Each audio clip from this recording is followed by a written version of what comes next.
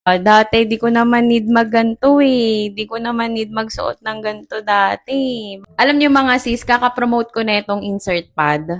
Bigla akong nakaramdam ng lungkot. Kasi ngayon lang nagsisink in sa akin na kulang na pala ako ng breast. Oy, don't get me wrong mga sis. Natanggap ko naman na siya before pa ng surgery.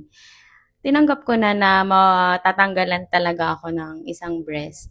Kasi nga, cancerous.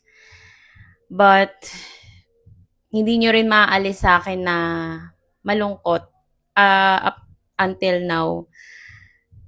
Kasi nga, dalaga pa ako. And, alam nyo naman, di ba, sa image ng isang babae, parang parte yan eh, ng pagiging babae natin. So, although masakit siya, pero kailangan ko nang mag-move forward and mag-move on.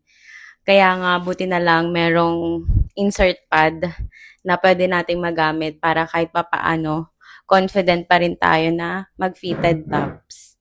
Ayan, ako kasi as a girl na mahilig sa mga fitted tops, medyo nasasad ako. Kasi, 'di ba, dati di ko naman need magganto eh. Di ko naman need magsuot ng ganto dati. Bakit ngayon, 'di ba? I know na hindi lang ako yung katulad ko ng situation and I want you to know girl na yung battle scars natin, it's a sign of pagiging matapang natin sa paglaban sa cancer.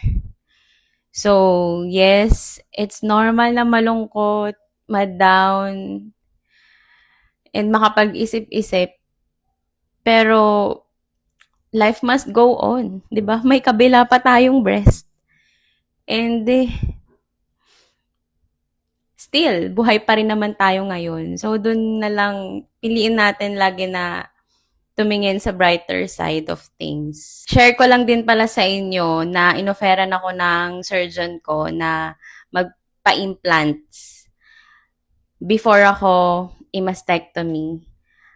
But I refused to kasi wala, parang feeling ko mas complicated siya and mas high maintenance. So, mas magastos.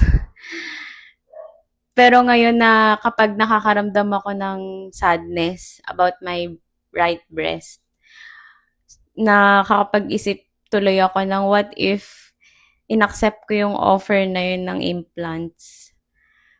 Ano kayang mararamdaman ko ngayon? Mas happy ba ako or what? Pero wala na eh. So, kailangan ko na talagang mag-move on na lang.